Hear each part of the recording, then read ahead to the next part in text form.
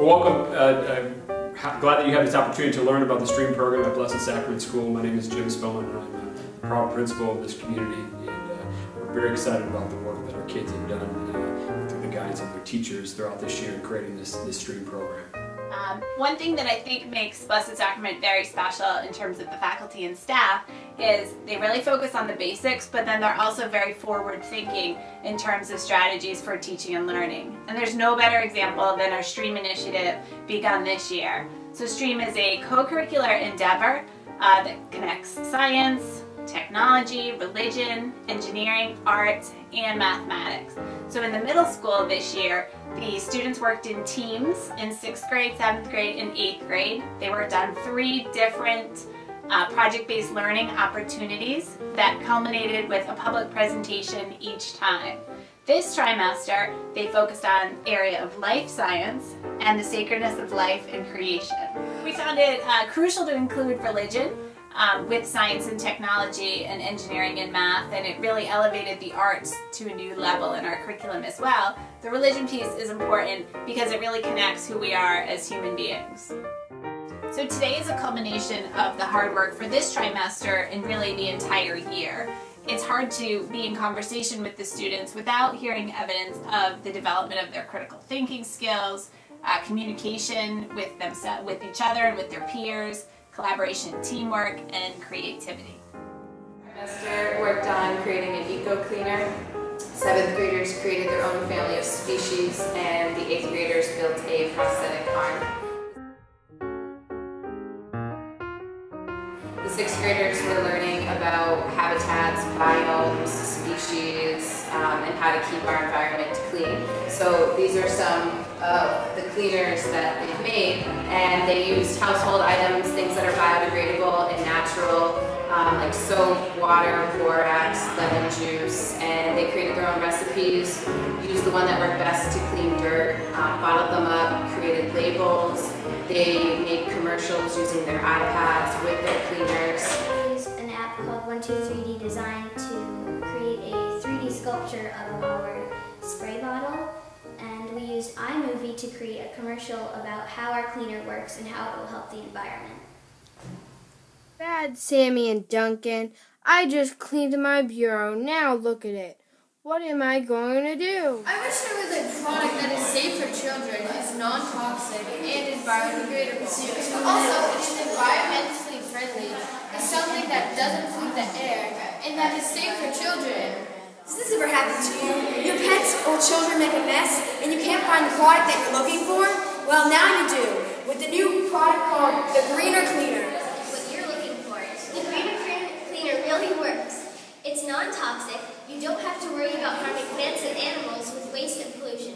It's also biodegradable, which means it can be broken down by bacteria and other decomposers. Our 7th graders created their own family of species. Since they're learning about genetics and heredity and Punnett squares, they started with creating 2 parents and then made Punnett squares based on traits, and were able to determine what the children would look like. And after they determined what the family would look like, they created a mockumentary. They picked a planet or moon that the family would live on and created a 3 to 5 minute mockumentary about their species. So we were asked to make a species on a certain planet, and we had to make the parents and make specific traits, and then make an offspring, so their children, and see what traits were shown and what weren't shown. So we made stop motion videos of our species walking and flying, and then we took those videos and we put them in iMotion, so we created them from those 2 apps. We ended up creating the polar dragon, which is a combination of a polar bear, a dragon, and a camel. Welcome to Animal Geographic. Today's segment will be on Mars and the polar jackal. The polar jackal is truly an amazing creature. Before we show you the life that we found on Mars, we're going to tell you some boring and useless facts that you aren't going to pay attention to. Mars is the 4th planet from the Sun. It is located between Earth and Jupiter. There is a Marriott Hotel located on the western hemisphere of Mars. Mars has an extreme climate compared to Earth, but compared to other planets, such as Mercury or Pluto, has a suitable climate for life. The temperature of Mars ranges from 70 degrees Fahrenheit to negative 156 degrees Fahrenheit. I was joking about the Marriott Hotel earlier. I just want to see if you guys are paying attention.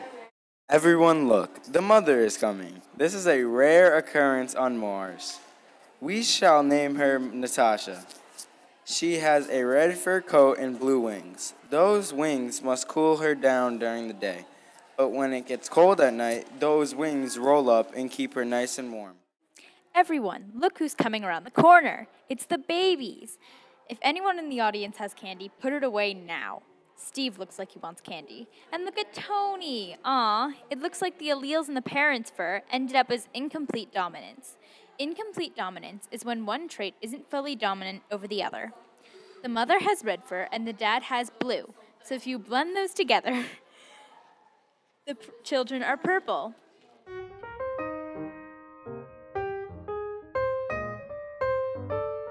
And 8th grade was learning all about the human body this trimester, so they built a prosthetic arm using a 3D app on their iPads, and they also created a sales pitch to sell their prosthetic and say why it's the best. And they had a BSS parent come in who has a prosthetic leg talk to them about what it's like, how they work, and all of those things, which is really great. Like one of the things we're really excited about is the addition of a 3D printer into our community this year, and the students have just been fascinated by the 3D design process and watching that 3D printer at work. And we have a 3D printing club that has taken on a very specific focus. They've partnered with a group called Enabling the Future, and what Enabling the Future does is that they match up schools or other organizations that have 3D printers with people who are in need of a working prosthetic. And one of the things that our students have been working on is the creation of something called the Raptor Hand. The Raptor Hand is, when it's complete, will be a working prosthetic device that can be given to a child who's in need of prosthesis. And it's really amazing for our kids to think about, by the work that they're doing right here in this school, from all grades, from our 4-year-olds up through our 14-year-olds. Every child has learned about 3D design and watched some part of this get created, and it's going to go to someone who needs it. And that's those are the connections we obviously want our students to be making. We're thinking about how we can use technology and use the resources we have to make a difference in the lives of other people. I think that the ultimate goal of a program like this STREAM program is to prepare our students for the world in which they're living in, and certainly the world that they're going to be working in just a few years from now. We want them to be thinking very critically about how they can make a difference in this world. We want them to be thinking about all kinds of different careers. We want them to be problem solvers. We want them to think about how these topics that we're exploring, these different subjects, connect with our real world in very practical ways. Our world is not one that's compartmentalized. It's one where students have to make connections all the time. And something like the STREAM program forces the kids to see how one subject connects to the next. So this program is just an example of the kind of learning that we want to see more and more in our schools.